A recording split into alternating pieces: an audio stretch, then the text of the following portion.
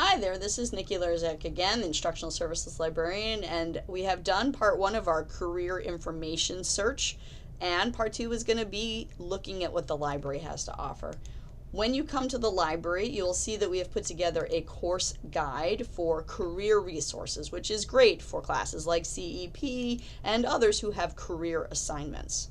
When we get to the career resources page, we have lots of different resources that we point you to, some of them electronic and available from anywhere, some of them very much in the library, and we have some databases in that little box in the middle there. And the database I'd like to point out is this one called Gale General OneFile. This is a database that you would need to log into if you're off campus or on the Wi-Fi network with your user ID, the same way you would sign on to a computer, or usually it's the same as your MyGCC, your NetID account. And I come in here and I'm going to look up the topic of a speech language pathologist. That's a career that I'm interested in. So I'm going to start typing, but I'm going to watch what happens as I start typing because I'll have an alphabetical list of the topics that this database covers. And what I am not seeing is a speech language pathologist. In fact, the first one that comes up for speech is speech recognition, speech disorders. So I don't see speech language pathologist in there. And then it goes on to speech writing, speech. So I can hit the L, but it doesn't make a match with that. There's no speech language, right? The more I type, it's not necessarily finding me that. It finds me some association, but it's not finding me speech language pathologist. But what I do see are speech therapists. Now, I know enough about speech language pathologists to say that a speech therapist is probably what I'm looking for, but that can be something you run into. Library databases do not always use all the words that you might be expecting, which is why that ONET resource was great, that it gave you alternative career titles. So that would be a handy one. I'm willing to bet that if we'd looked up speech language pathologist on that site, they would have also suggested that speech therapists is one to think about.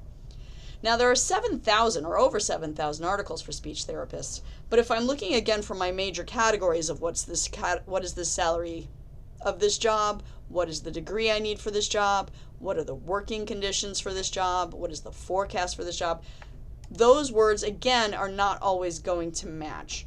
So I may think salary, but when I come in here to this alphabetical list of different aspects of that larger topic, I'm going to scroll down to the S's and you will see that salary does not exist. But along the way, I found prices and rates, and also a slightly better one, compensation and benefits. There are 83 articles associated with compensation and benefits.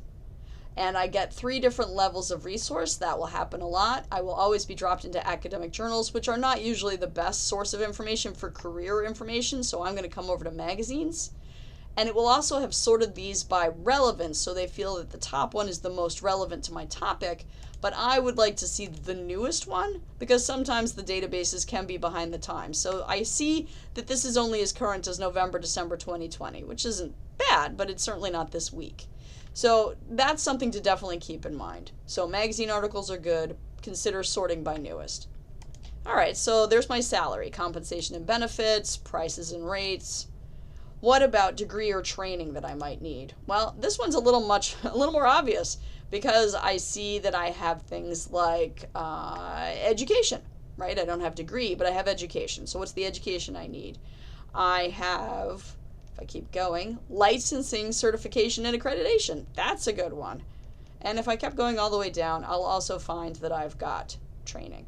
And that one's got a lot of stuff in it. So I've got 3 good categories for licensing, certification, and accreditation. What about working conditions? Where would I find those? Those working conditions seem to do really well down in the section called the P's, because powers and duties, though there aren't a whole lot to this particular career, powers and duties is usually a good place to look. But practice. Practice is a great one. Again, look at that. There's over 600 magazine articles. The scholarly journals might not be bad to talk about how one does this job, but again, consider changing those sorts to newest. And if I'm really looking for what is it like to do that job, a day in the life kind of information, down in the P's, I might also consider personal narratives. So that's where someone talks about what it's like to do that particular job. Lastly, what about the forecast? Is there going to be a lot of openings or not? And this one has some obvious answers as well, because there is forecasts and trends. Makes total sense. But I might also check out up here that there's employment, right? Employment for speech therapists might be a good one to take a look at. Another one is, are they looking for people in this job? So recruiting, is there a lot of recruiting? And lastly, if you think about economics and positions, you might also consider supply and demand. What is the supply and demand of speech therapists? Are there lots of them and not a lot of jobs, or not a lot of them and lots of jobs? So those are definitely good ones to check out. So when you use the library's databases, bear in mind that the words aren't necessarily what you're going to expect, so you'll have to be a little more creative or think outside the box in terms of how to describe what you're looking for. And bear in mind that you'll probably want to change the way the sort comes back, or at least consider the way the sort comes back, so that you get current information on your career.